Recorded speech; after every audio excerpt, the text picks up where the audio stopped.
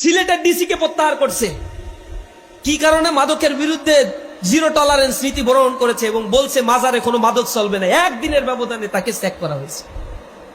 সরকারের পুরা সিন্ডিকেট এই মাদকের সাথে জড়িত, লক্ষ লক্ষ কোটি টাকার ব্যবসা তারা নিয়ন্ত্রণ করে।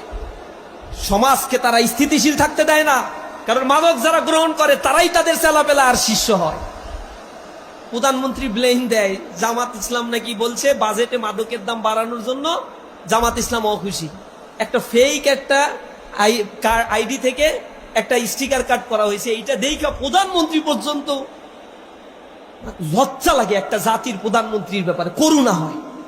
বাজেটের সিস্টেম সম্বন্ধে তিনি ঠিক মতো জানেন না, আইন কানুন সম্বন্ধে তার সুস্পষ্ট ধারণা আছে বলে আমার ধারণা নাই, আমার জানা নাই। তিনি রাষ্ট্র চালাচ্ছেন ফেক একটা কার্ডের উপরে ভিত্তি করে একটা জনসমুদ্রে তিনি বক্তব্য দিয়ে দিচ্ছেন প্রধানমন্ত্রীর মতো জায়গা থেকে। মাদক কি আমরা গ্রহণ করি? মাদকের ওই যে সংসদে দাঁড়িয়ে একজন এমপি অধ্যাপক মুজিবুর রহমান নায়েবে আমির জামাতের তিনি বলছেন যে মাননীয় স্পিকার, মাদকের দাম বাড়ায় মানে আমরা অসন্তুষ্ট না, কারণ আমাদের এই জায়গায় কেউ মাদক খায় না, মাদক খায় ওই পাশে যারা ওনারা, সুতরাং আমরা অখুশি হওয়ার কোনো কারণ নাই।